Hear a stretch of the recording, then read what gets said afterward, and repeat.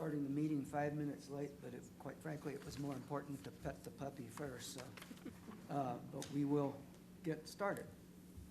And welcome to this morning's Monday, February 3rd, 2025 work session. As we all know, our work sessions are a time for the council and staff to get together and talk about important items that will be upcoming on a future agenda. Thank you. And it is a time where we interchange between staff and council to work out and the issues on future agenda items, as well as learn about future agenda items and discuss them in detail. So whenever a matter comes before us as an action item at council, it has been previously discussed between staff and council at least once in work session prior to the time that it appears on the council agenda for action. We welcome everybody here, and we always welcome the public for our work sessions, although it is not a time where we have interchange between the public and the council. It's a time, as I said, for staff and council to work out the issues on future items. That being said, we'll move right into the first item, which is item 1A, Public Works Facility Funding Authorization, and for that I'll call on Mr. Scheid. Thank you, City Council, and good morning. I have Kyle with D.A. Davidson on Google Meet with us here. He'll be sharing his screen in a minute for his portion of his presentation, but I'll get us started off with we're talking about the COP borrowing for the Public Works project.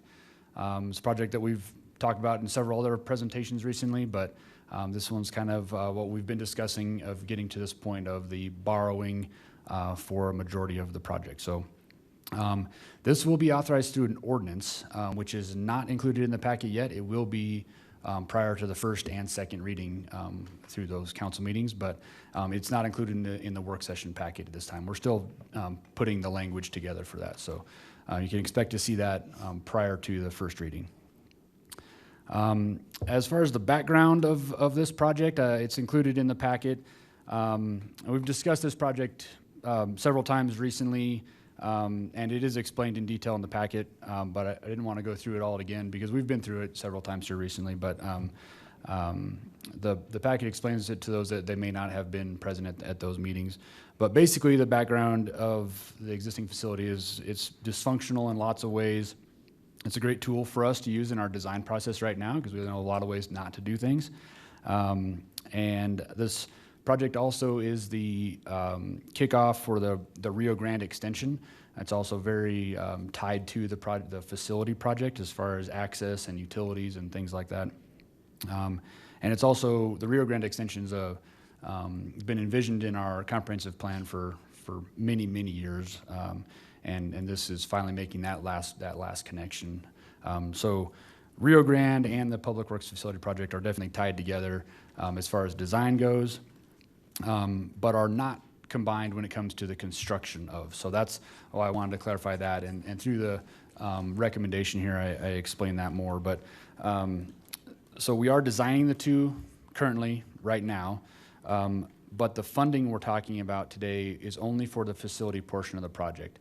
The Rio Grande extension, at least the initial piece of it, would be funded in annual budgets, most likely the 2026 budget. And then beyond that, the rest of the extension is something we're pursuing grant funding for to extend that Rio Grande road all the way to River Landing south of town.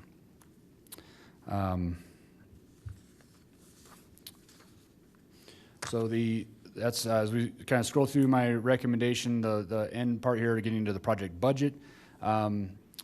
This is what we consider to be like our absolute maximum on the budget.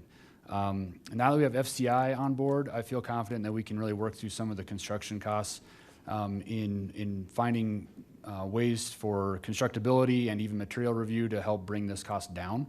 But presenting it this way and using this as a tool to know and really gauge what the amount of money that we need to borrow for the project. That's, again, what we're looking at today. So I think this is, again, an SD estimate. That's how we got to these amounts. And then I did break it down, as discussed last time, about what are anticipating the total cost to be with what's already been approved. Like we've done several presentations again, which is portions of this shown in here as previously approved. And then of course there's the remaining amounts.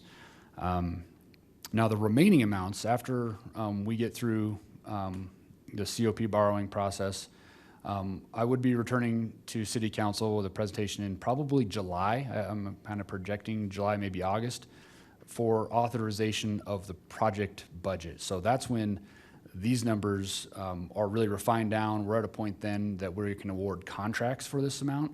And that's where these will be better defined. So right now we are at an estimate phase. By the time we get to July, that's when we'll be ready to award contracts. And I'll be coming back before council that time with an overall project authorization. And we'll, again, a chart like this, but we'll be able to define these much more to where I'm saying we're doing a GMP to an FCI contract. We're doing construction administration to our design team. Things like that will be very hard costs will be defined. So I guess I'm saying is this is not the last time you're going to hear from me on this. We're bringing a chart very similar to this one back after the funding would be received, and I'm saying about July was I think when we'll be ready for something like that.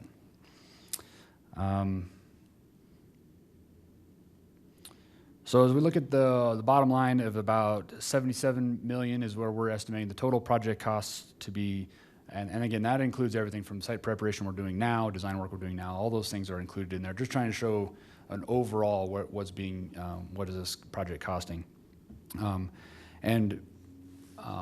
guess before I go into like the borrowing amount for the COPs, I do want to mention like this is a good time where it's really easy to show the advantages of the project approach that we've taken so far, and I really want to thank City Council and City Management for your support in the way we've gone about putting this project together, because this is a good time. It would be an example of if we had waited until after we received funding for the project to begin the process, we would be about 2 years behind where we are right now. And we are seeing significant inflation still in the construction industry. That would equate to about 20%. Whether that's 20% higher cost or 20% less of a project, either way, it's a huge advantage to have done the sequencing and the strategy on this project the way we have. So I really appreciate your support in allowing us to start design and even site work and things like that, and even awarding to FCI concurrently with doing this process for borrowing. It has literally saved millions of dollars in that process, so I appreciate that. With that, yeah, so the borrowing amount that we would set, we've set at $55 million. That's what Kyle will be discussing the financing for that portion of the project. The remaining portion of the project budget would be funded through general fund reserves, annual budgets, enterprise funds over the years of 25, 26, and 27. And that's what really would be able to clarify more when we come back to present that project budget in July. So really being able to show what those exact amounts per budget would be in July. So that's when I'll bring back that overall project budget and define which pieces are coming out of what in what years. But our goal right now, again, is to show those several different internal budgets over the years of 25, 26, and 27 is how we would cover the remaining project budget needed. And then, of course, any savings that we can create in that meantime would come from there. We would borrow the 55 million either way, and then hopefully we can bring that 77 down some and save on those internal budgets. So with that, unless there's any questions on that initially, I'll hand it over to Kyle to present the financial portion of it. All right, thank you. And Kyle, if you are there, I do have one comment. For anybody that's never tried to do a budgeting process like this, the amount of work that staff and Jim have put in on this to make these numbers actually come out like this is staggering. And I just wanted to say personally, and I think from council, that we really appreciate the hard work you've done on bringing us realistic and accurate numbers and keeping us kind of appraised all through the process. So none of this is a surprise. I mean, it's really been very well thought out and very well done. And thank you for all your hard work. This has been awesome. Yeah, thank you. I would comment too. I think you guys have done a lot of the work within our departments. And I think that sometimes that doesn't also get shared, but we've done a lot of that, and I think it's gone very well. Appreciate that. Thank you. All right, Kyle, I'll hand it over to you. Perfect. Good morning, Council. Jim, thanks for having me. Before I get started, can everyone see my presentation now? Yes. Great. Okay, so I'm going to jump right into it. And as Jim mentioned, the financing amount is anticipated to be $55 million. A question you might have is, at what point are you locked into that amount? And the answer is really not until the bonds are sold. So this is the plan. This is what we are showing here. There'll be a rating agency process. The documents that will be approved through the ordinance process will outline maximum parameters, but these could move around. So this isn't finalized as of today.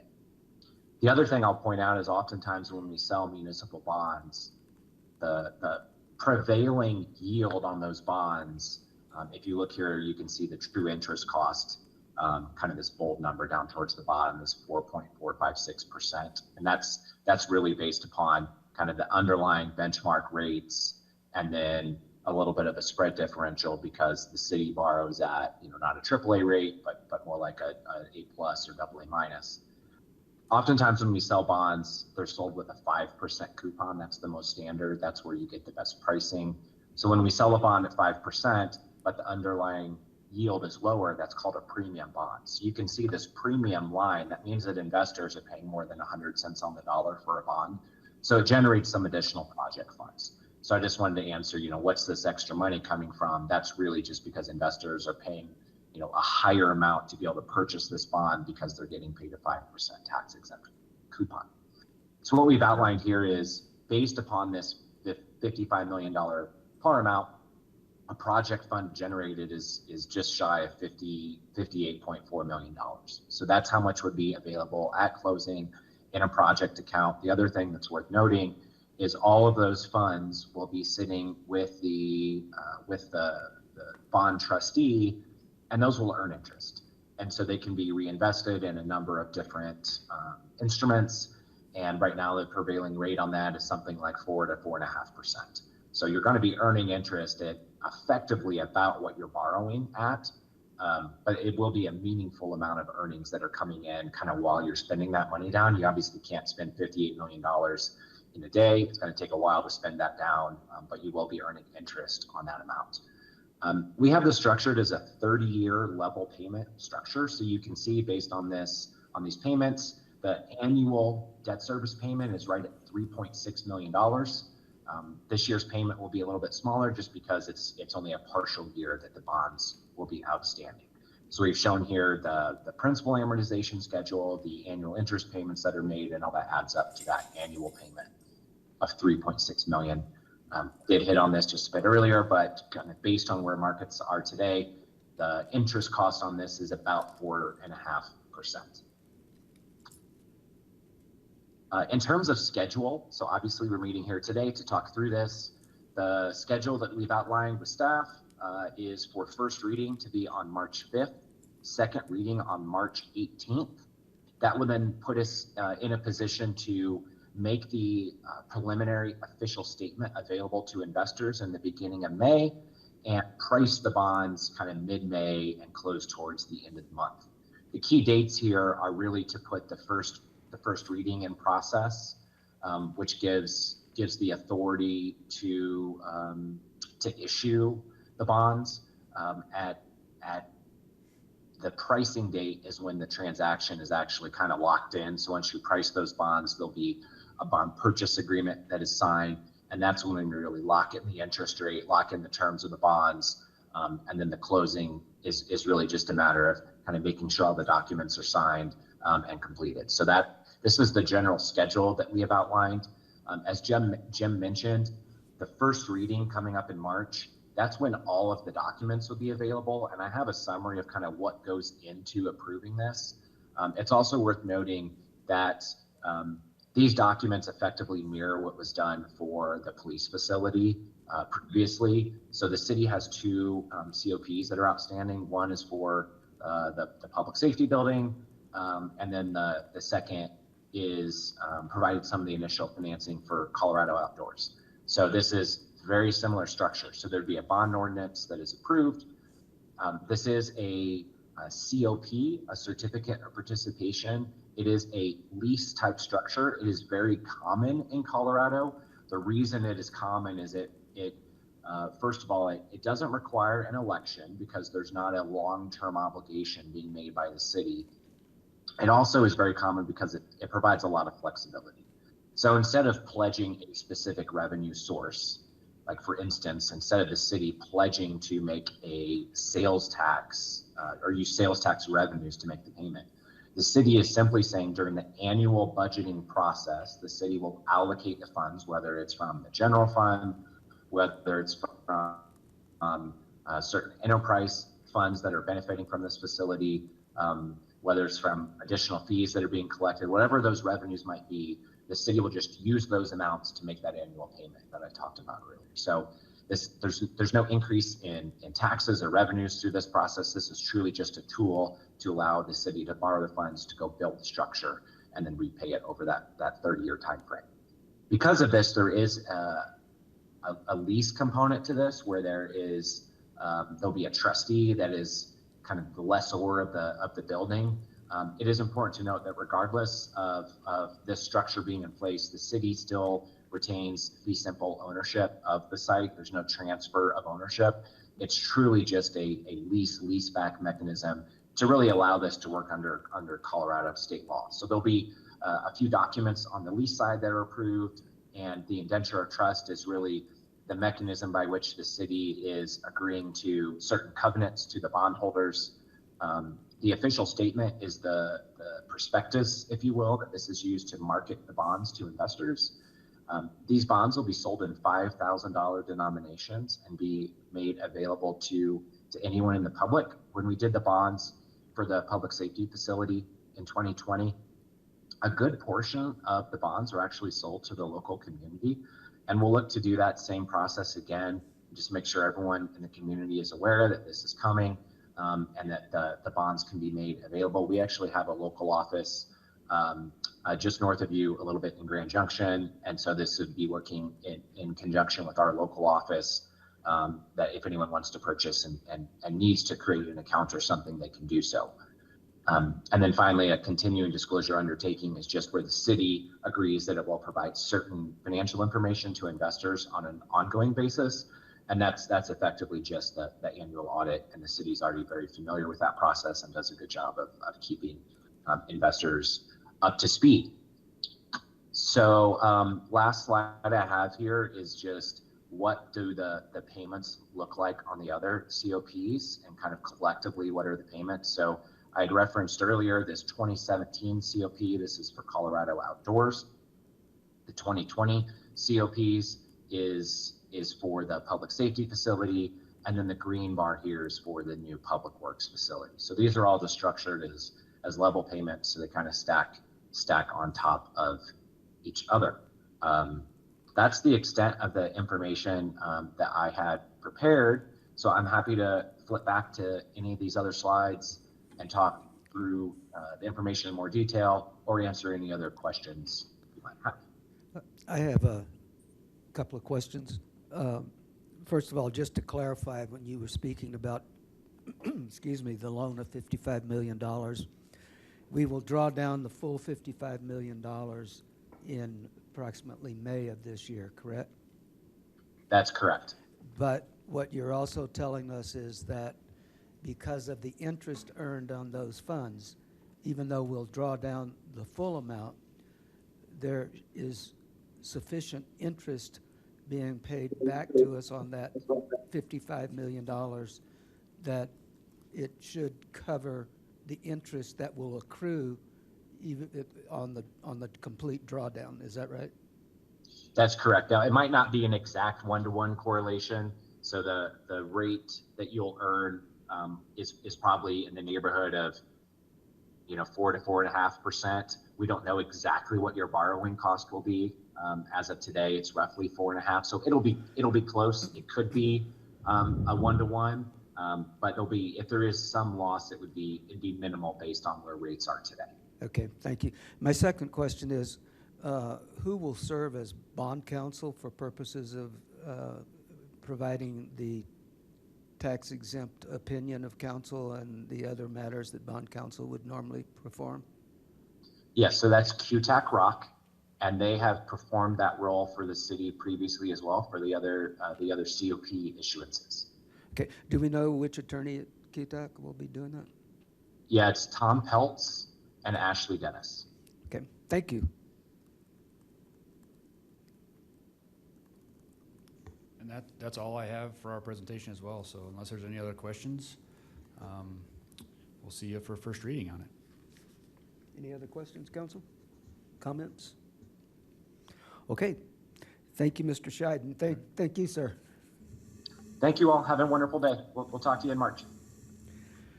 We'll move on to, excuse me, item 1B, Victims of Crime Act, VOCA Grant Application Authorization, and for that, Police Chief Blaine Hall.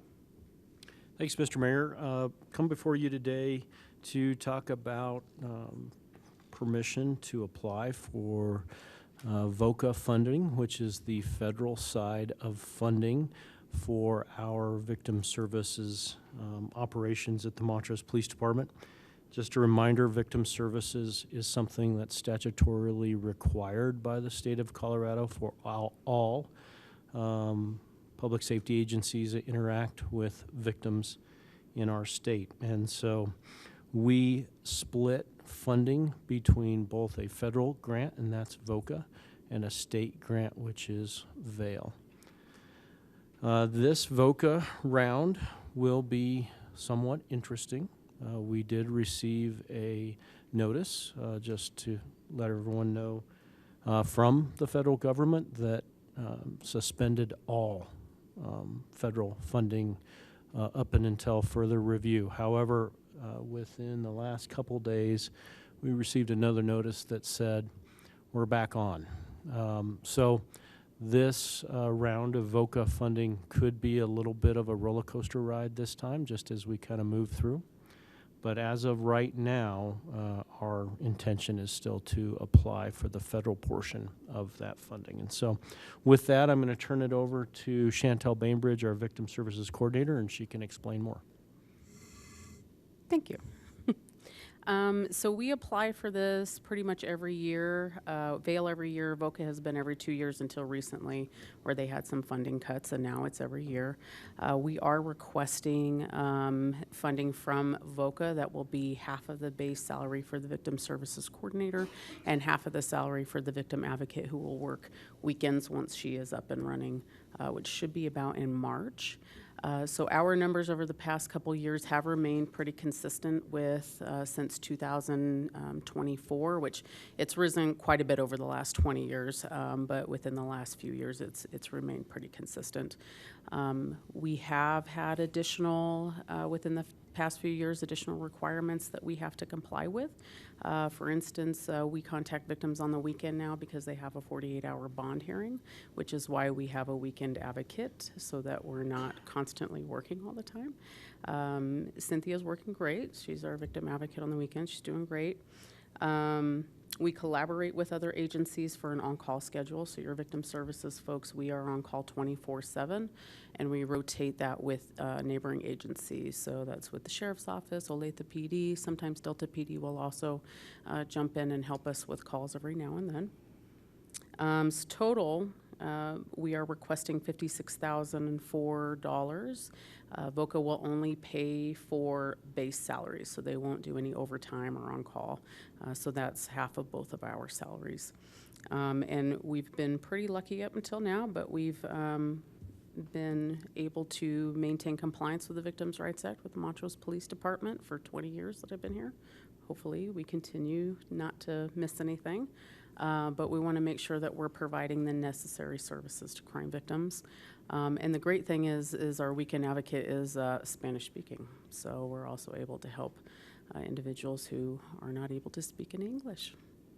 And thank you guys for letting me present to you. Thank you, and thanks for bringing the puppy this morning. Oh yeah, and that keeps Apple also employed. She's right down here. Well, that's worth it right there. like I say. Thanks. Well, just this entire program has been one that has proven its effectiveness over the last 20 years.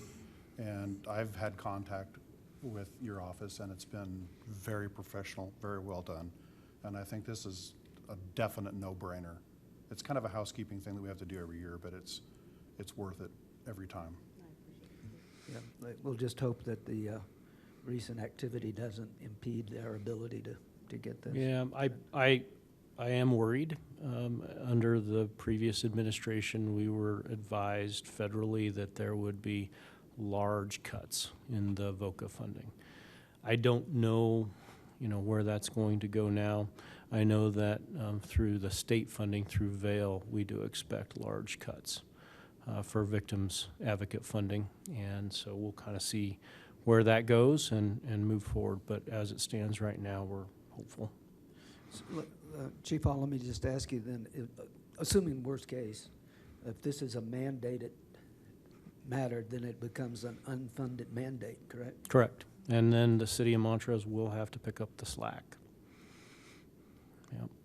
Okay. Any further comments or questions?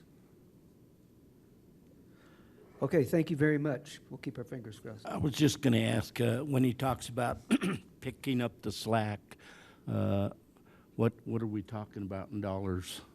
I don't know yet. It depends on if we do receive cuts or see cuts both from the federal side and then from the state of Colorado side through the VAIL grant program and then through VOCA, the federal grant program. So I don't know yet.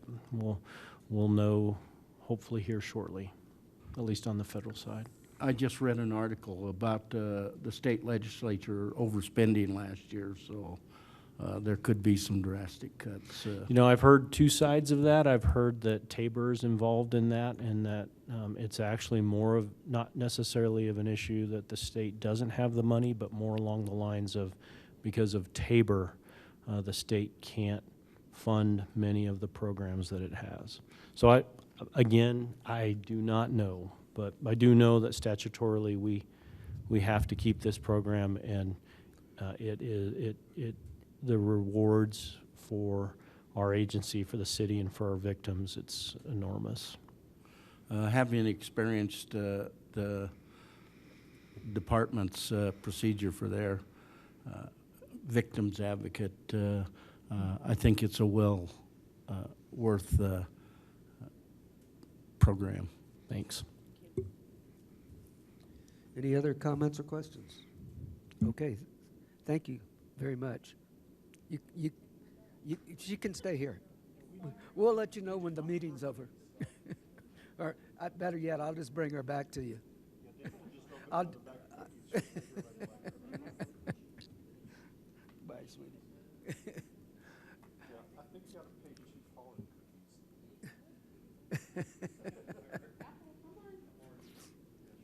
Bye, Apple. Bye. She's going that way. Thank you. Okay, moving on to discussion item 1C, City Council meeting schedule change for the DCI conference, and we'll call on that. Michelle, please. Good morning, City Council. Thank you for having me. So we are considering a change to the regular meeting schedule. On April 1st, you have a council meeting scheduled, and we are proposing to change that to the day before, so Monday, March 31st. And the reason for this is so that members of City Council as well as city staff can leave on the morning of April 1st to attend the DCI conference. This wouldn't affect the work session taking place on Monday the 31st, so that would remain the same. And if this is something you would like to consider, there would be a vote on February 18th at that council meeting. Any questions? Schedule of events for DCI, normally, what time do those events start on April 1st? DCI actually starts the morning of April 1st. So you'd be arriving in the evening after it has already started. The April 1st is the challenge program. So that's kind of a community by community thing. It wouldn't be too much to miss, but yes, so there'd still be some festivities going on the evening of the 1st. Okay, so if we all leave early in the morning on the April 1st by rescheduling the meeting, we would still be able to participate in all the good stuff. And I know that Ms. Morgan Thaler is on the board. You're no longer on the board? Okay. Well, it's a great program, and I look forward to it.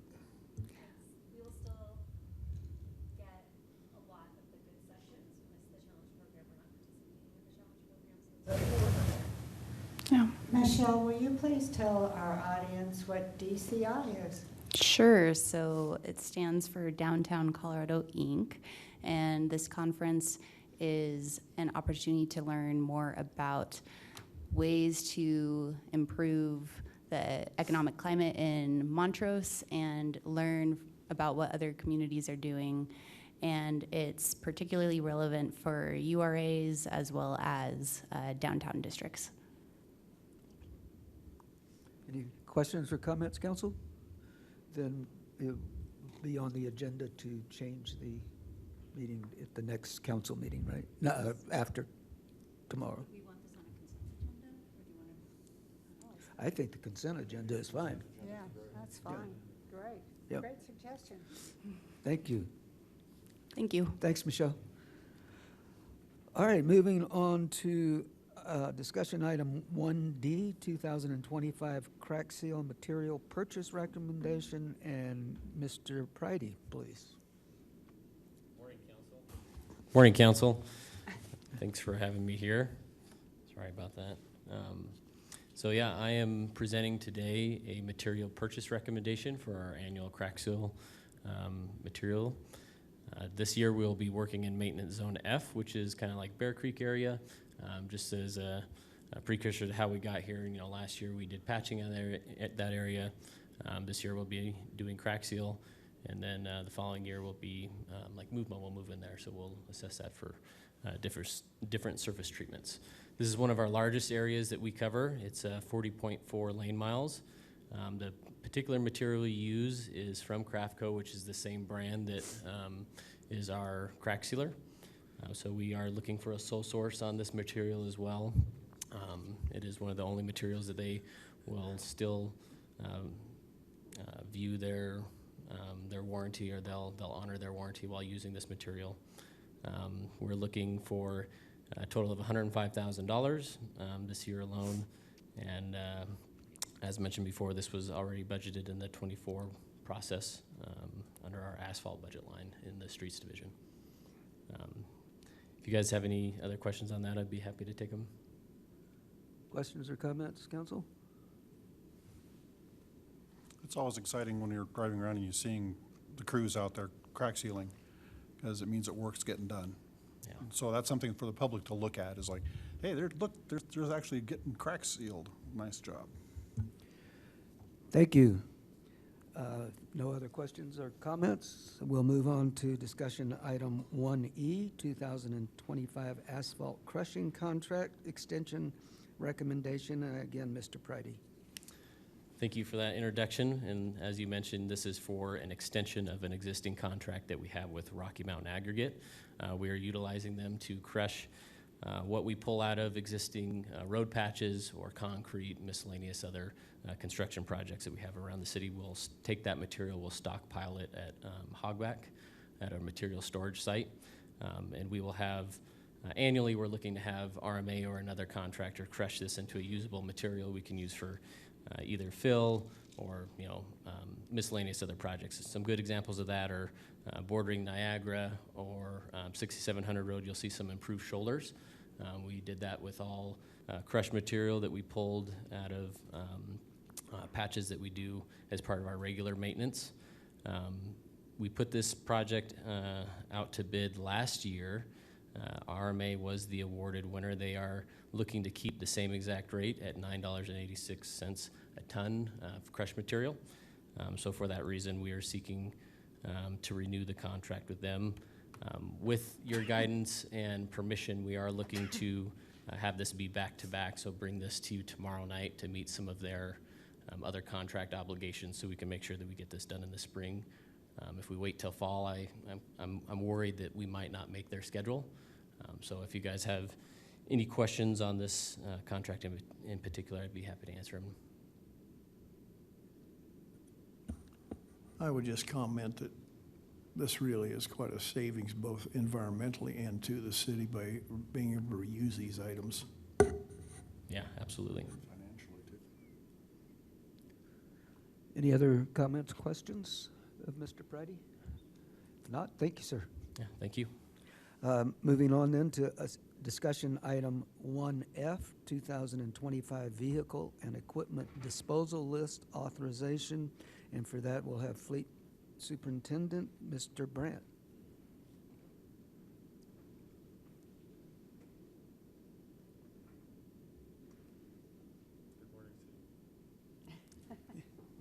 Good morning. Good morning. That's You're better.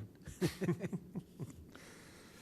So today I'm asking you to approve the disposal of the city vehicles and equipment that are to be replaced in 2025. And about a month ago, I was in here asking for approval of the purchases.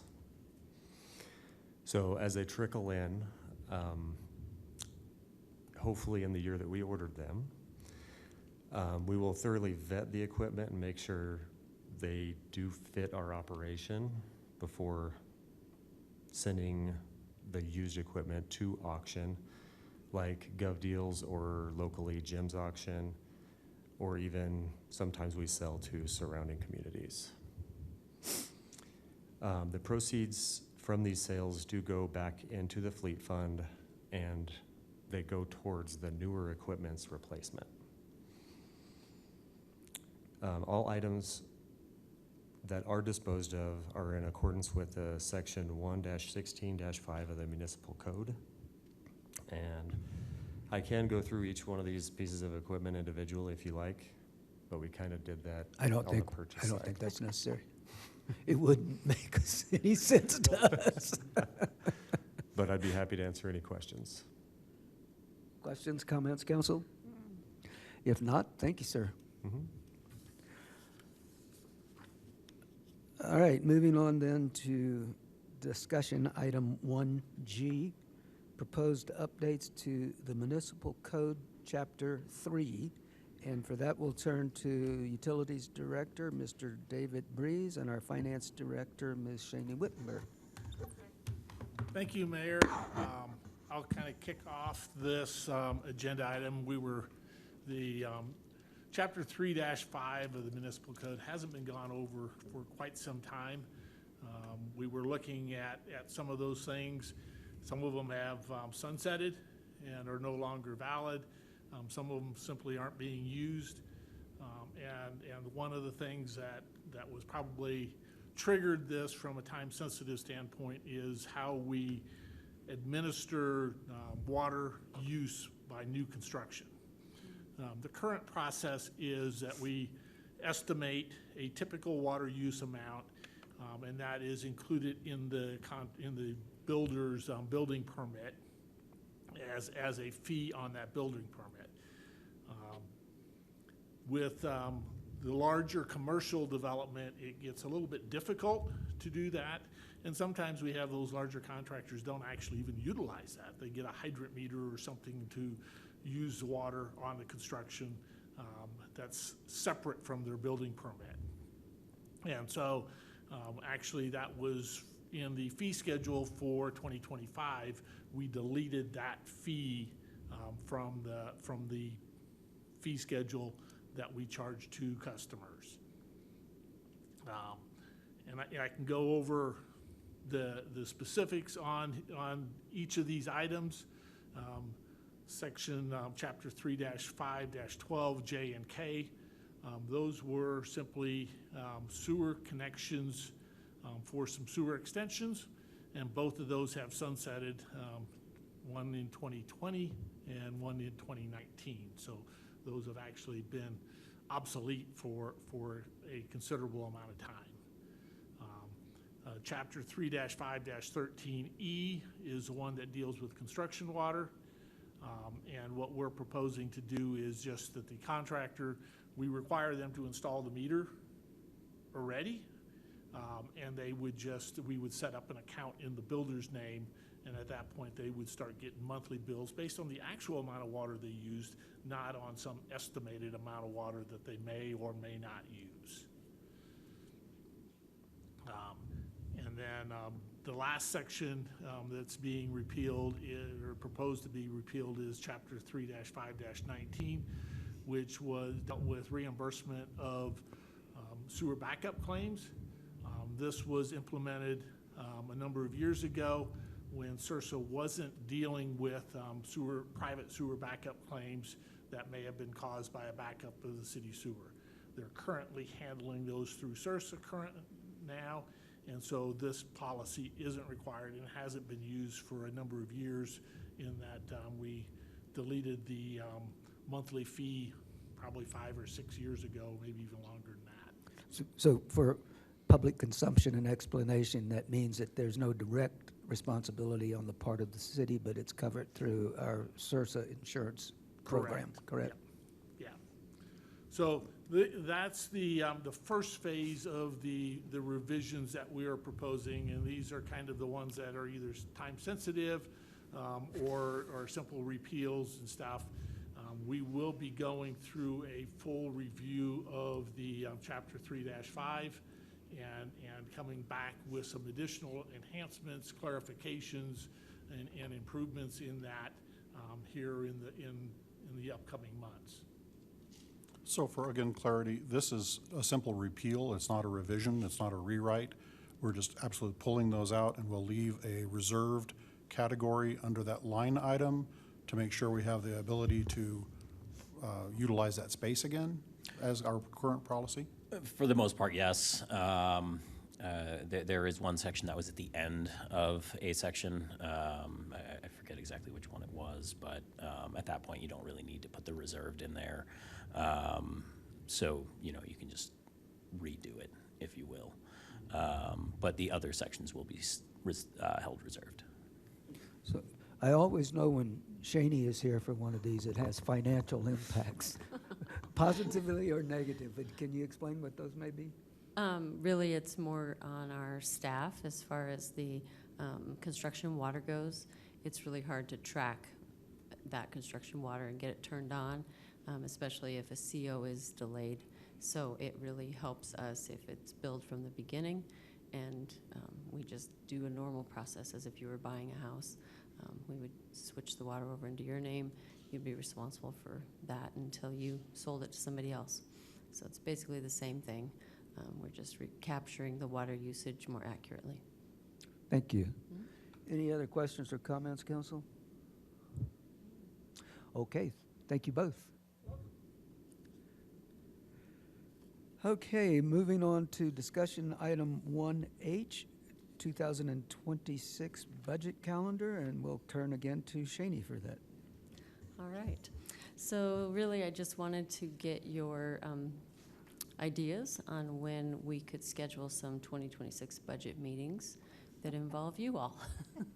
So that's really two of them, two main ones.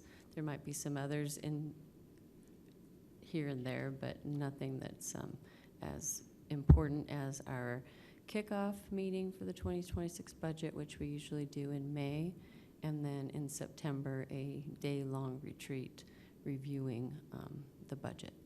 So in 2024, we did the kickoff meeting on May 13th, I believe. And so I was thinking maybe the week of May 5th, if that would work. I don't see anything conflicting on the 7th or the 8th in that week. Okay. I'm sorry, those dates again? So the week of May 5th would be a city council work session on Monday, council meeting on Tuesday. Then we could do, it's usually about a 2.5-hour meeting, that one is. So we could do it on the 7th or the 8th. The 8th between 9 and 3 is good for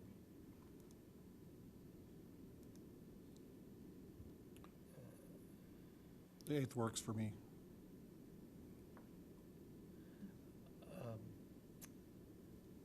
I have a board meeting at 2:30 on the 8th. If the rest of the council prefers the 8th, I can probably get someone to cover that for me. The 7th, I'm wide open, but beginning in the afternoon about 2:30, I'm tied up the rest of the day. Could we do it at 9 on that, We do it in the morning, 9 o'clock in the morning would be Yep. excellent. That works for me.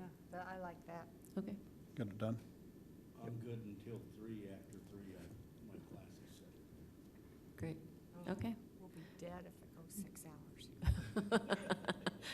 2.5, 3 at tops. This is the kickoff, not the whole session. That's what I meant. That's right, that's right. Okay. And then I was thinking maybe September 15th-ish for the all staff, department heads and city council. So maybe like either that Wednesday or Thursday, the 17th or 18th Of September. of September. Conflict's on the 17th. Oh. I have an MEDC board meeting on the 17th, but the 18th I have nothing. No conflicts. And those meetings usually last from 9 to about 4:30. Yeah, 9 to Ish. 4-ish. Plan on 5. Can you say those dates one more time, Shane? September 18th. This is the I- all-day meeting. Correct. I have a conference scheduled at 4:30 on the 18th. We usually get done by then. Yeah, as long as we're done by 4, I'm okay. Okay.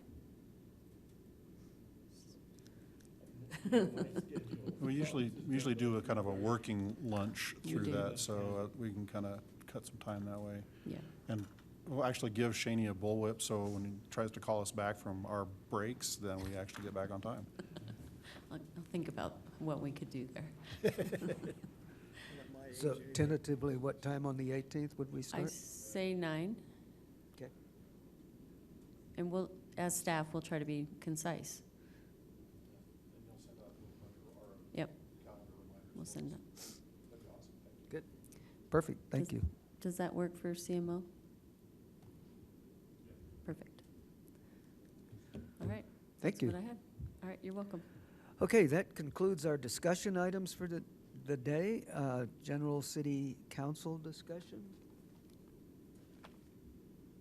The Colorado Municipal League Legislative Work Session, or workshop, is coming up on February 20th. And it's a great opportunity for local leaders and CML board members to get together and learn about what some of the upcoming legislation is and what it affects and how it could affect home rule municipalities. And so I would just encourage any members of staff or council that want to attend to let Lisa know so she can get us all registered. I got registered this morning, I think, so we're in a good position. And it's usually very good. You get to talk to some legislators. This year, they're actually going to do a very short tour of the Capitol, an introduction to get to meet some of the legislators and have a chance to get some face time with them. So it's a great opportunity. Any other council discussion? One thing I'd like to mention is that last Monday, I believe it was, several council members attended the community input session at MATA for the redesign of the roundabout there. And there was a really good community attendance. I think a lot of good input was received. And again, thanks staff for putting that together and running that. But I think, from my perspective anyway, it was a very successful meeting. And let's say a lot of community input from people in the neighborhood. So just wanted to mention that. Nothing else? Staff comments?